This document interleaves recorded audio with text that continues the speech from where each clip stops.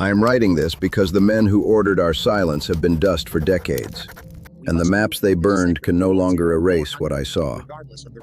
In the winter of 1899, I crossed a boundary that did not exist on any chart issued by the Crown. Beyond it lay a land illuminated by two burning suns, where time fractured, compasses spun, and history itself seemed wrong. We were told it was a surveying error, a mirage, a lie invented by deserters. But I walked beneath those skies, and when we returned, fewer than when we left, we were instructed to forget. This is the testimony that survived the fire. Welcome to Combat Lore Files, where the shadows of war live on. Hit subscribe and get nightly drops of stories like this. Some orders are written in ink. The dangerous ones are spoken once and then buried deeper than any grave. I was a reconnaissance officer in 1899, attached to a survey unit that officially did not exist. No papers, no insignia, no chain of command that could be traced. When the order came, it was delivered verbally, in a windowless room by a man who never gave his name. He spoke calmly, as if asking us to escort engineers across a harmless stretch of wilderness. But his eyes never blinked, and when he finished, every map on the table was turned face down. That should have been my first warning. We were a strange assembly, British rifles beside Prussian field glasses, Russian engineers, French cartographers, and two scientists who asked too many questions and wrote nothing down. Our mission, we were told, was a border survey, a routine verification of terrain beyond disputed lines. Yet the region we were assigned to did not appear on any chart issued by the Crown or its allies. There was a blank space where mountains should have been, as if someone had erased the land itself. I asked about supplies, extraction routes, authorization seals. The man only said, "You will receive cooperation where it is safe, and silence where it is not." We departed at dusk, moving by rail and then by foot, deeper into a frontier that grew quieter with every mile. The villages thinned, then vanished entirely. In the last settlement before the mountains, the locals refused to meet our eyes. They barred their doors at sunset and made signs against evil when they saw our instruments. One old guide finally spoke to me in a whisper so low I could barely hear it over the wind. He did not name the place we were going. He only said, "You will see Twin Day, and when you do not follow your shadow." I asked him what he meant. He spat into the dirt and backed away. That night I could not sleep. The air felt wrong, too warm for the season, heavy, as if the sky itself were pressing down. When we marched at first light, the animals began fleeing uphill. Deer burst from the tree line, eyes wide, foam on their mouths. Birds took flight in frantic spirals, refusing to cross the valley ahead. Our horses screamed and had to be restrained, their muscles trembling beneath the harnesses. An engineer laughed nervously and blamed a predator. None of us believed him. As we advanced, the night refused to fully release its grip. The sun rose, but the darkness clung to the ground like a stain. Shadows stretched in directions that made no sense, some pointing toward the light instead of away from it. I checked my watch. It read 7 minutes past 4. An hour later, it read the same. I compared it with another officer's timepiece. They differed by nearly 20 minutes. By noon, none of our watches agreed. The scientists muttered about magnetic interference, yet our compasses spun lazily, as if undecided about which way was north. The farther we went, the quieter the world became. No insects, no wind, no distant gunfire from border skirmishes that should have echoed through these hills. Even our boots sounded muted against the dirt, as if the ground were absorbing us. We passed old markers half buried in stone, etched with symbols I did not recognize. Circles split down the middle, carved so deeply they looked burned rather than cut. One of the Russians crossed himself when he saw them. I asked why. He said his grandmother used to warn him about places where the day split in two. By late afternoon, the sky took on a strange copper hue, like metal held too long in flame. The scientists stopped recording measurements. They simply stared. At one point, I turned and realized our column's shadows no longer matched our movements. Some lagged behind. Others leaned sideways as if pulled by an unseen current. I felt sweat cold on my spine, a soldier's instinct screaming that this terrain was hostile in a way no enemy formation could be. We reached the final ridgeline just before dawn. The climb was steep, and every step felt heavier than the last, my legs burning as though gravity itself had thickened. When we crested the ridge, the world opened before us, and every rational explanation I had clung to collapsed at once. Beyond the valley, the sky was already bright, not with the pale promise of morning, but with a harsh, burning glow. And then I saw it. Not a reflection, not a mirage.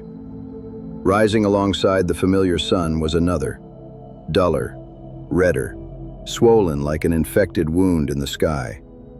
Two suns. Two sources of light casting overlapping shadows that twisted across the valley floor. My men froze. No one spoke. I felt a terror deeper than fear, the kind that tells you history has made a mistake, and you are standing inside it.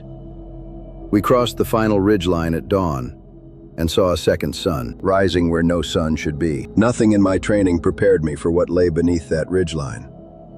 The moment we began our descent, the light itself seemed to change character. It was no longer simply illumination, but pressure, a weight that pressed against the eyes and settled in the skull. The valley below was flooded with an amber glow created by the collision of two suns. One the pale white we had known all our lives, the other a deeper red, swollen and sullen, as if barely restrained. Each cast its own shadows, and where those shadows overlapped, the ground darkened unnaturally, forming shapes that shifted even when nothing moved. I remember thinking the valley looked less like land and more like a wound that had never healed. As we moved downward, my body rebelled in subtle ways.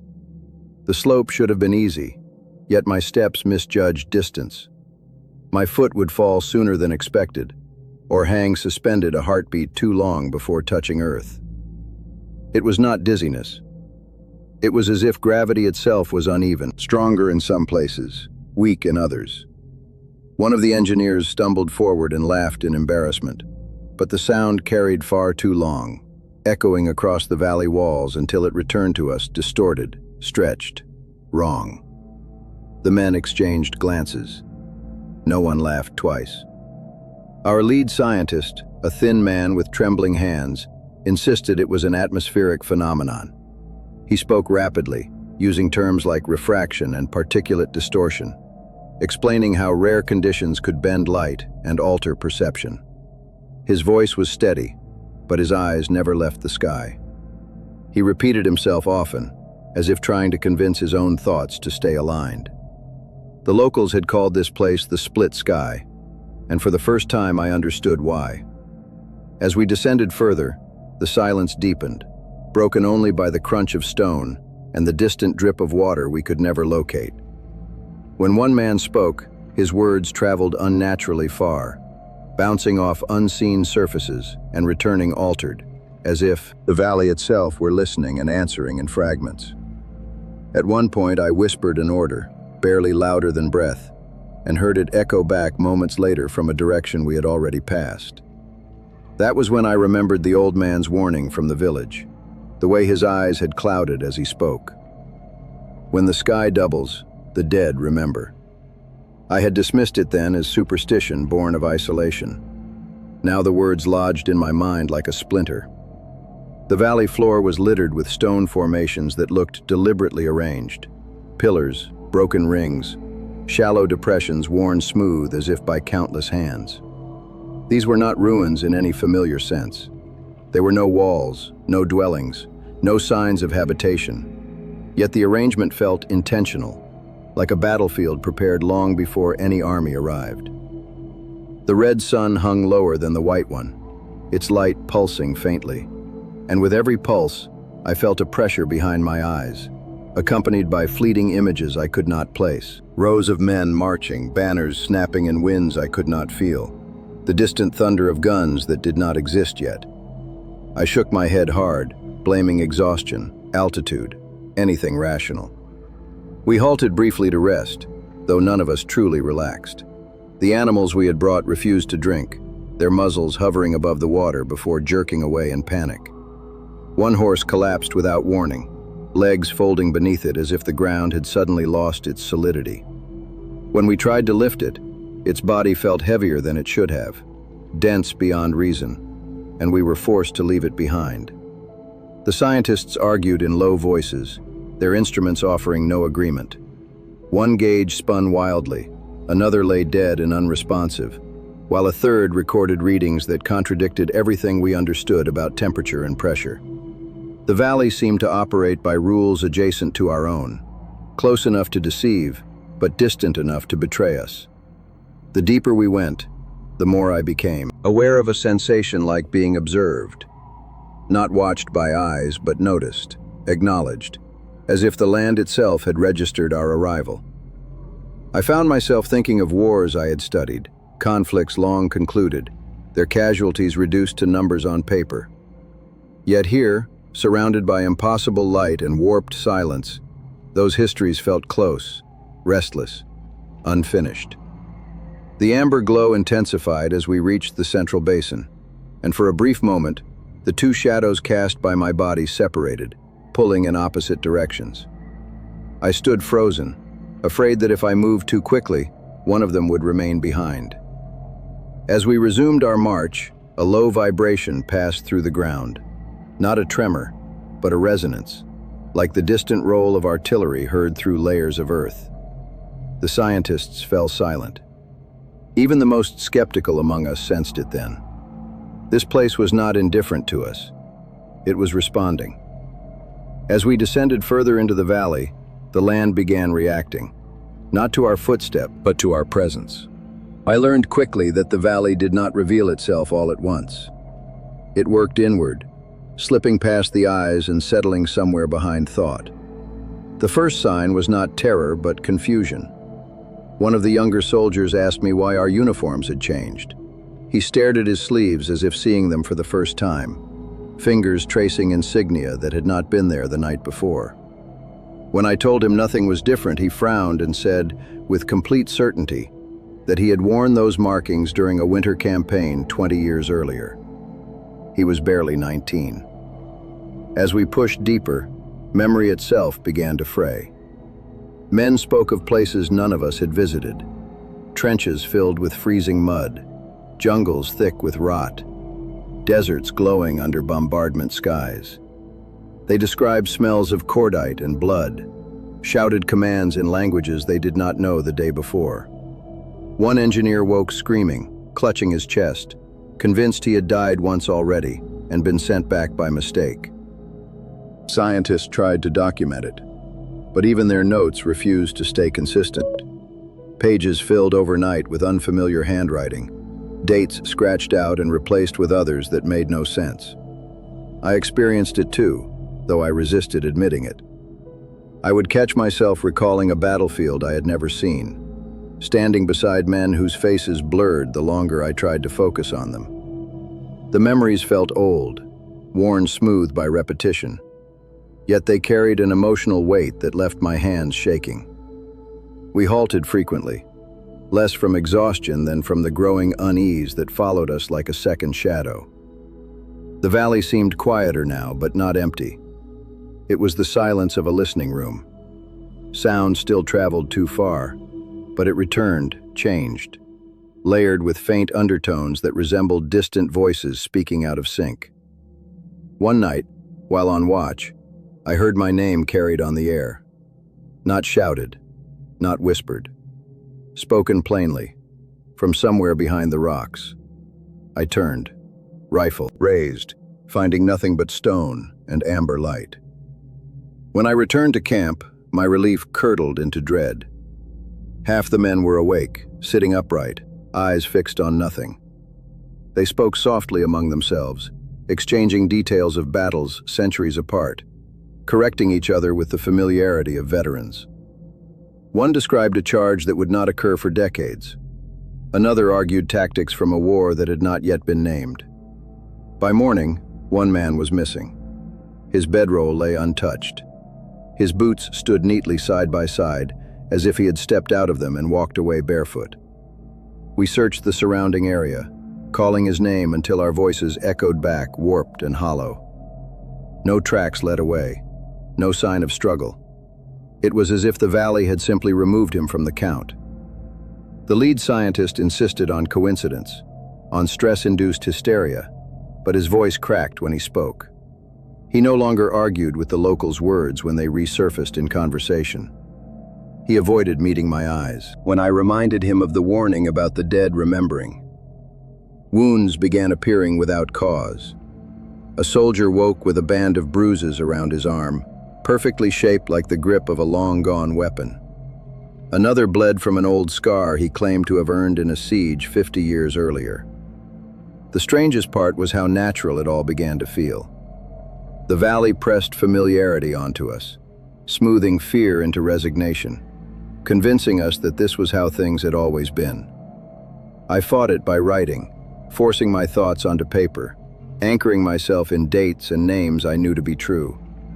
Even then, the ink seemed reluctant to obey, letters smudging, sentences ending differently than I remembered writing them.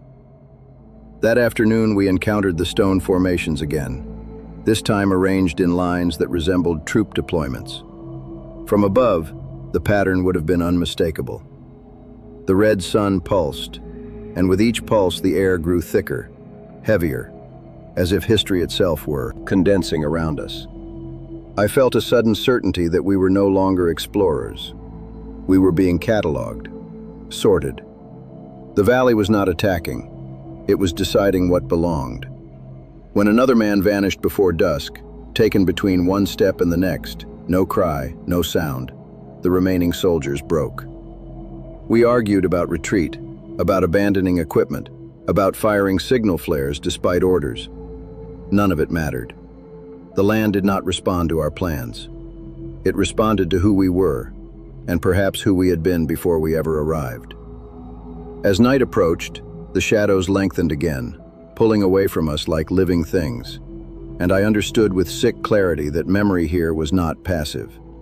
It was a force, and it was growing stronger. The valley was not just remembering wars. It was preparing to use us to remember them again.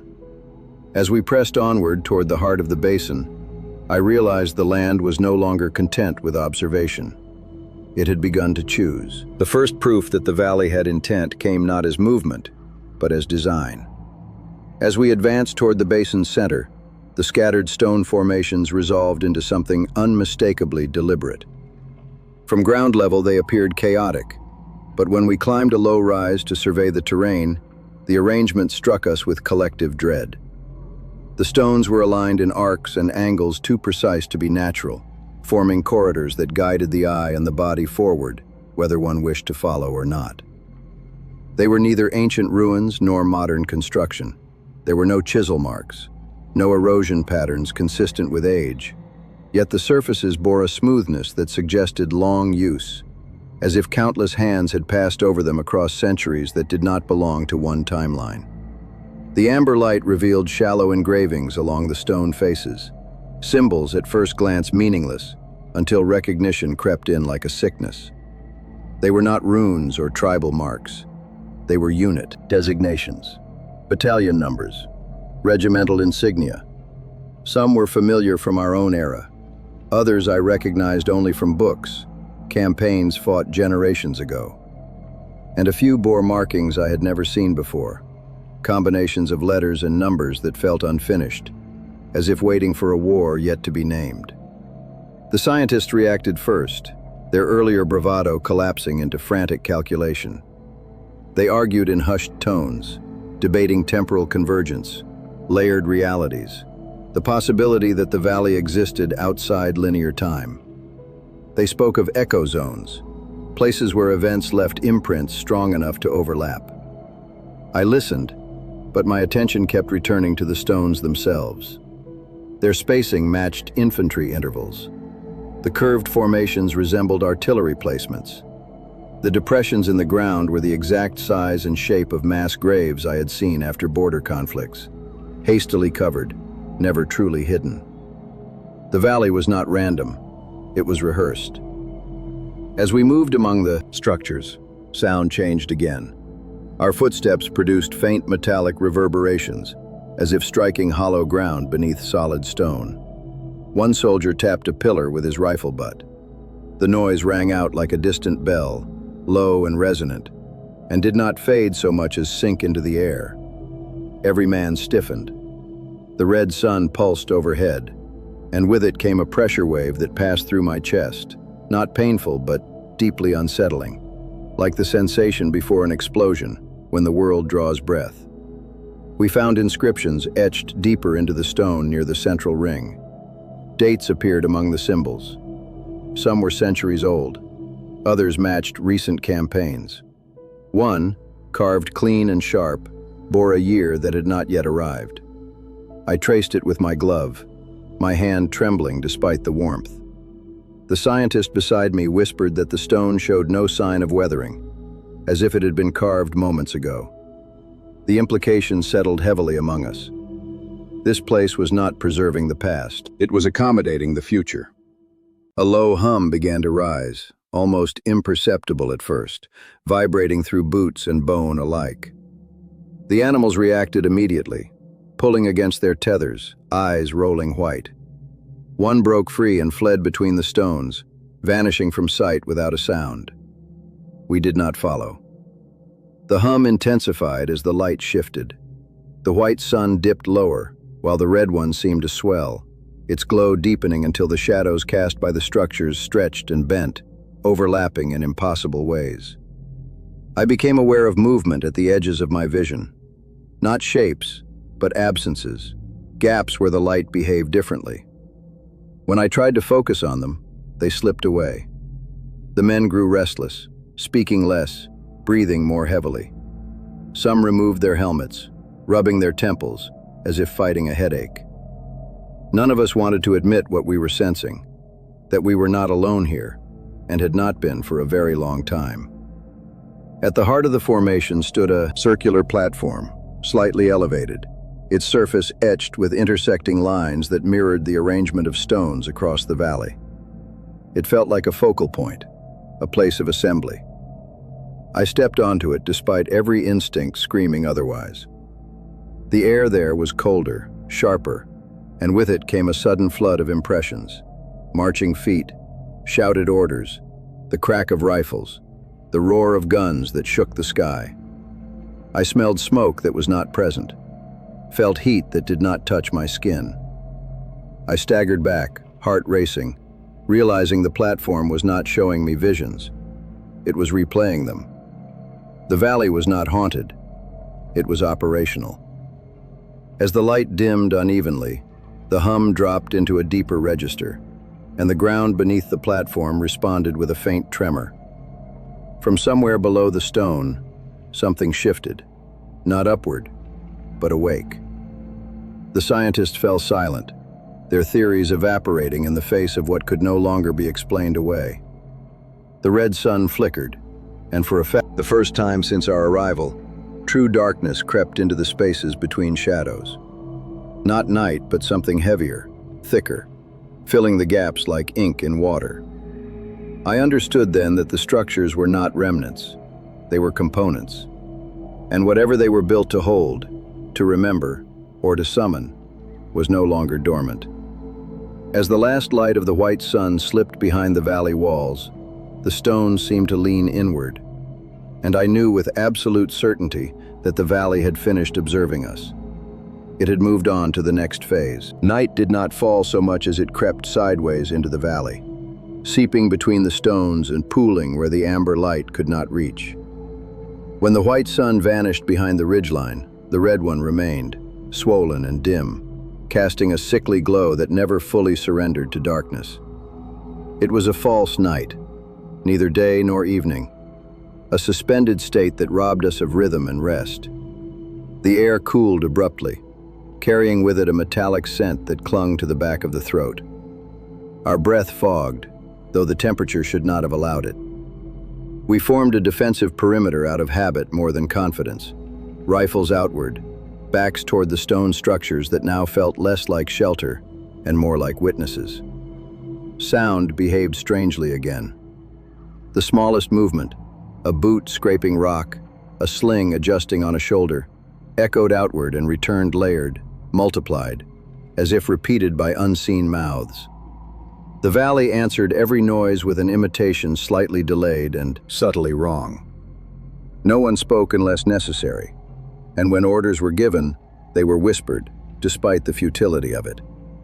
Sleep was impossible. When men closed their eyes, they jerked awake moments later, swearing they had heard voices speaking directly beside them. I experienced it myself. A low murmur near my ear, breathy and familiar, reciting fragments of commands I had issued years before, words spoken in places far removed from this impossible valley. I opened my eyes to find no one there, only shadows stretched thin across the ground, detached from the bodies that cast them. Some shadows moved when their owners did not, drifting slowly as if testing their boundaries. The red sun pulsed faintly, and with each pulse, the shadows grew bolder, darker, pulling away from us like living things testing slack in a leash. The first figures appeared near the edge of the basin, barely distinguishable from the stone at first. They stood motionless, silhouettes layered one behind another, their outlines overlapping in ways that made distance hard to judge. We raised rifles, fingers tight on triggers, but no order to fire came. They did not advance. They observed. As the light shifted, details emerged. Helmets of unfamiliar design, coats cut in styles belonging to different eras, weapons slung at angles that spoke of drills learned long ago. One figure stepped forward into clearer view, and my stomach clenched. His uniform bore my regiment's insignia, not the current pattern, but a future variation I had seen once in a theoretical design proposal, dismissed as impractical. The date stitched into his collar had not yet arrived. He looked at me without expression, eyes reflecting both suns, and then stepped back into the cluster, dissolving into the others. No shots were fired. No one breathed. The scientists whispered that we were witnessing temporal projections, echoes pulled forward by the valley's properties. But their words rang hollow. These were not reflections. They cast shadows of their own, stretching toward us, merging with the ones at our feet. The ground vibrated faintly, not enough to stagger, but enough to be felt through bone and tooth. The hum returned, deeper now, steadier, like the idle rumble of machinery warming up. One by one, the figures faded, dissolving into the ambient light until only the stones remained. But the feeling they left behind was worse than their presence, a certainty that they had not gone, only withdrawn, satisfied with their inspection.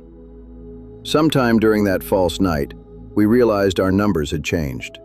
No alarm had been raised, no cry heard. Yet when headcounts were taken, we were fewer.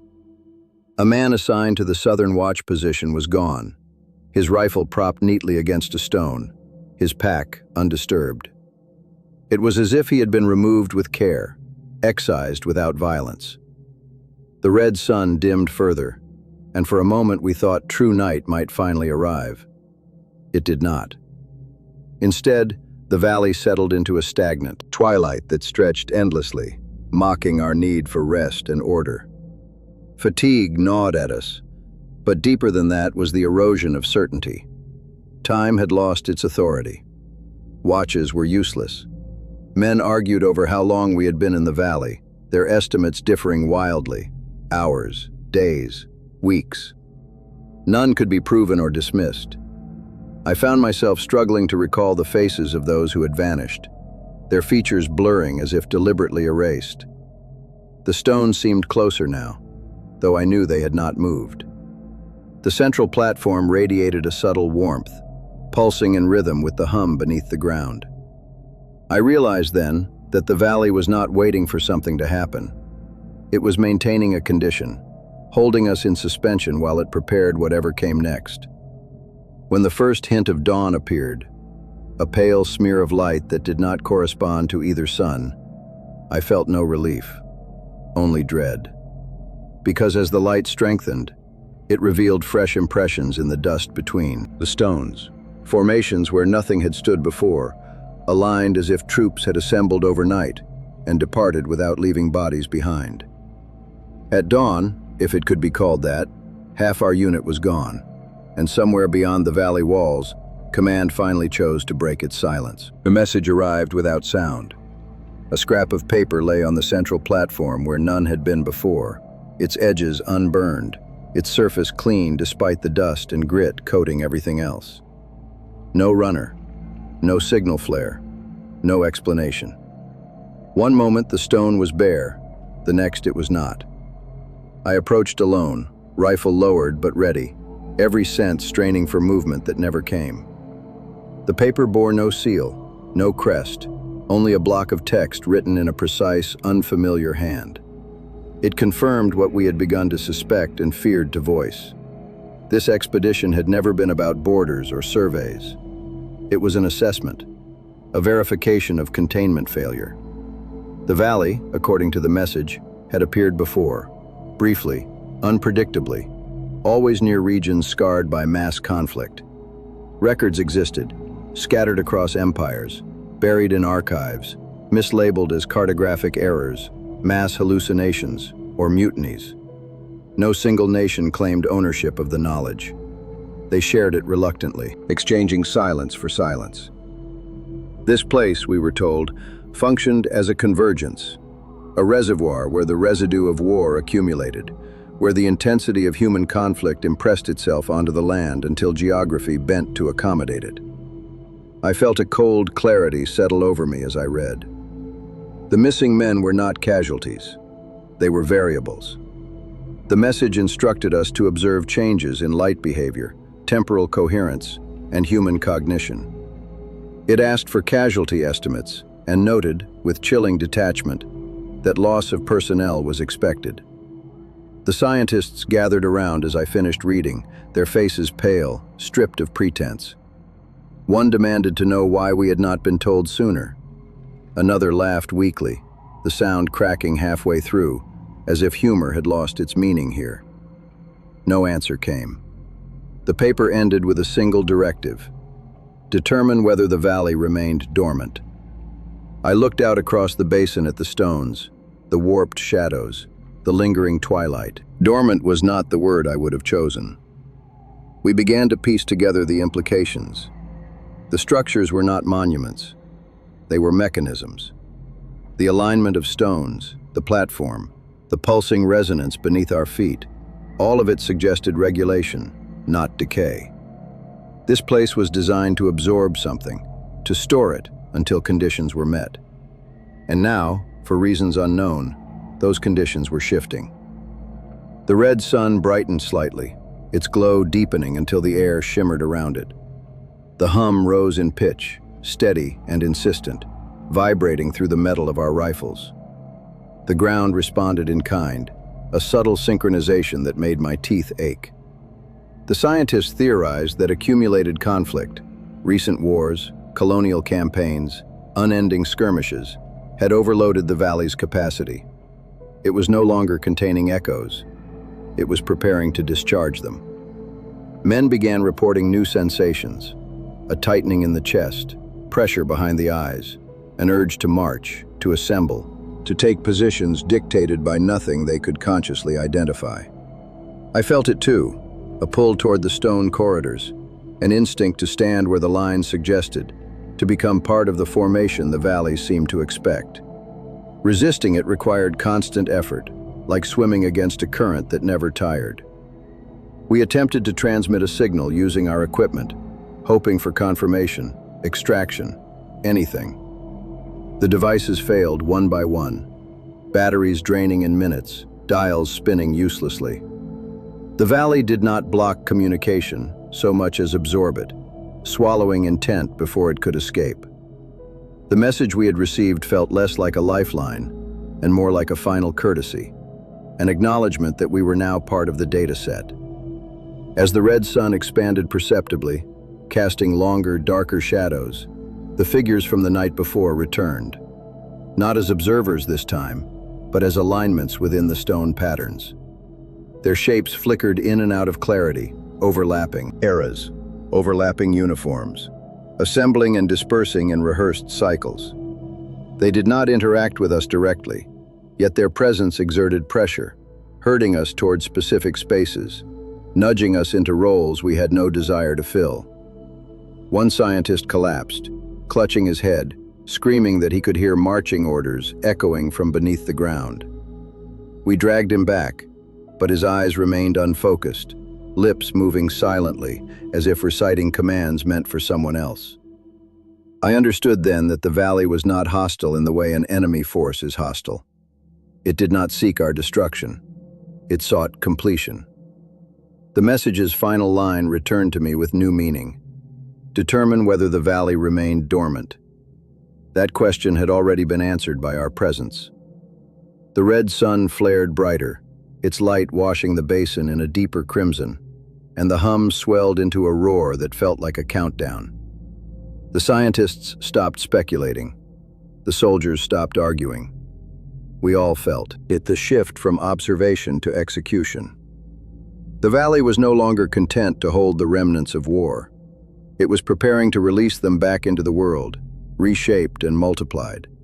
And we were standing at the center of the breach.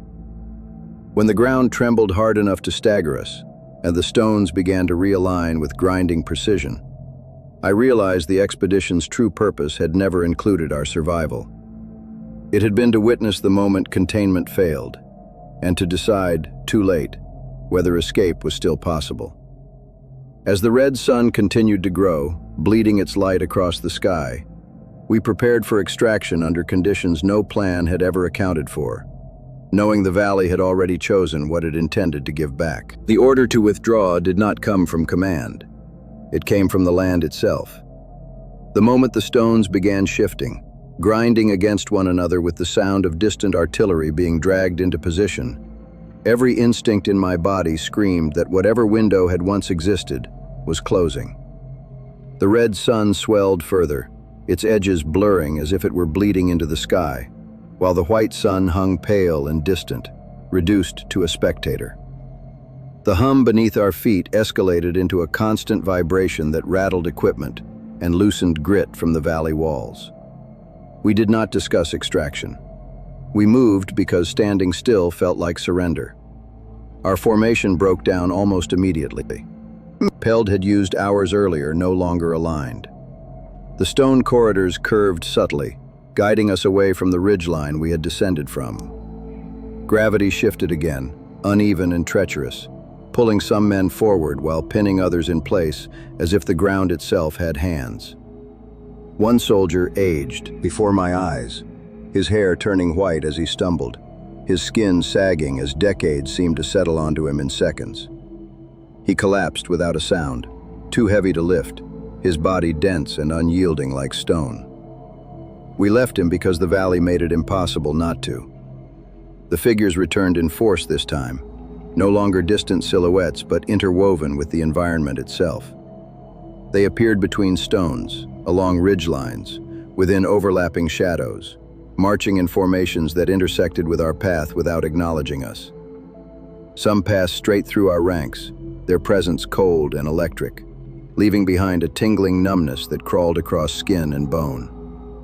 I recognized fragments of uniforms from every era of organized violence.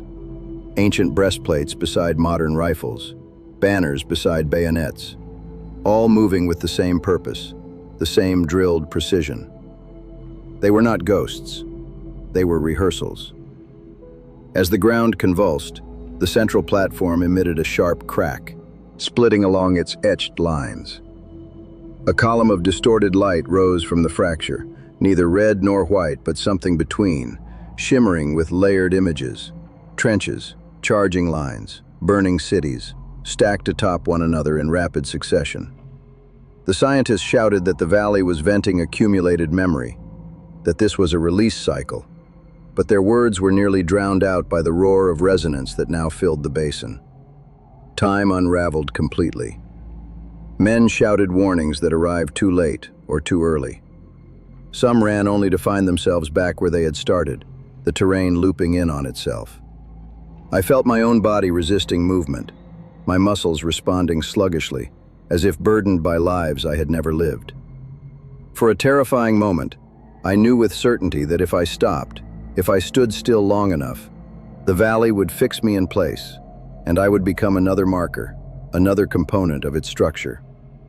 We fired signal flares despite orders, bright streaks of color clawing upward only to curve and vanish into the distorted sky. None reached beyond the valley walls.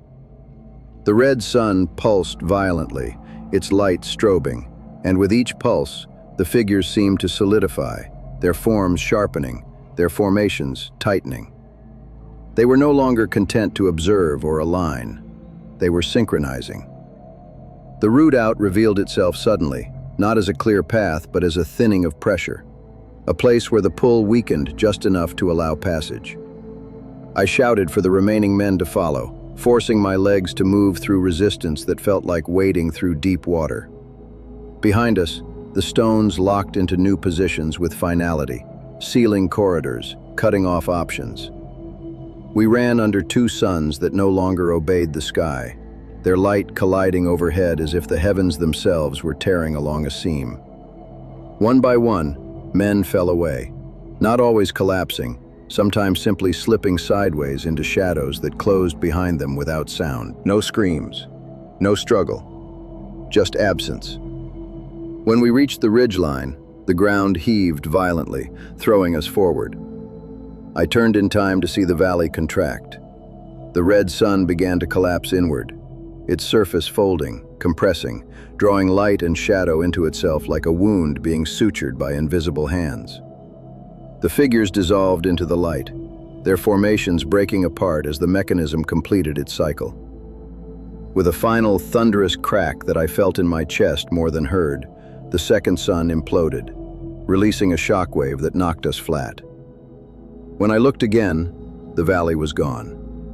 In its place lay an ordinary stretch of land, rock, dust, silence, empty and unremarkable, as if nothing had ever occupied it. We lay there gasping, fewer than we should have been, counting and recounting until numbers lost meaning. The sky held only one sun now, pale and indifferent, rising over a world that had resumed its familiar rules. I knew even then that what we had witnessed was not an ending, only a reset.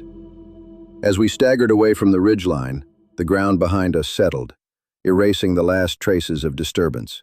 And I understood that the valley had not been destroyed. It had simply finished its work for now. And somewhere, in some other scarred stretch of land, it would remember again. They told us the expedition had failed. They said the terrain was unstable, the losses unavoidable, the data inconclusive. We were debriefed in a room colder than the valley had ever been, seated beneath clean lamps and orderly flags, surrounded by men who had never seen two suns rise and never would. We were instructed to speak of landslides, of navigational errors, of heat sickness and fractured morale. Every explanation was neat, bloodless, and false. When one of us tried to describe the valley as it truly was, the man across the table closed his folder and said quietly, "That place does not exist." Then he slid a document toward us, already signed, already decided. Our service ended there. No honors, no inquiries. Our names were folded into lists marked confidential, then archived, then forgotten. I returned to civilian life carrying a weight no uniform could contain. At first, I believed silence would dull the memory. But the valley did not fade. It followed me into waking hours and sleep alike. I would catch myself pausing mid-step, uncertain of the ground beneath my feet, convinced for a heartbeat that gravity might loosen its grip again. Sometimes at dawn, when the light struck at just the wrong angle, I would see my shadow split briefly in two before snapping back into one. The doctors called it exhaustion. They prescribed rest. They did not ask what I had seen. Years passed. Wars came and went, just as they always had. Each conflict was announced as unprecedented, each tragedy declared unimaginable. yet the patterns repeated with mechanical precision. I read reports of strange phenomena at distant fronts, units lost without engagement, battlefields where sound behaved oddly, regions where compasses failed and soldiers spoke of seeing formations that did not belong to their time. These stories were dismissed, buried beneath strategy and statistics. But I recognized them. The valley did not need permanence. It needed recurrence. Gradually, I understood what the expedition had truly revealed. The place beneath the two suns was not a monster, nor a portal, nor a curse in the way folklore prefers. It was a mirror held up to humanity's appetite for organized destruction. Where violence accumulated, where memory was soaked into soil by generations of conflict, the land itself learned to remember. It absorbed intent, discipline, obedience. The machinery of war repeated until geography bent under the weight of it. The valley was not alive, yet it behaved as if shaped by purpose, our purpose. And when the pressure grew too great, it released what it had stored, not as ghosts, but as patterns ready to be used again. I realized then why command had feared documentation. They were not protecting nations. They were protecting continuity. To acknowledge such a place would be to admit that war leaves residues deeper than graves, that history does not merely repeat metaphorically, but physically, etching itself into the world until it demands reenactment. The valley was proof that violence, once concentrated enough, becomes self-sustaining. I am an old man now.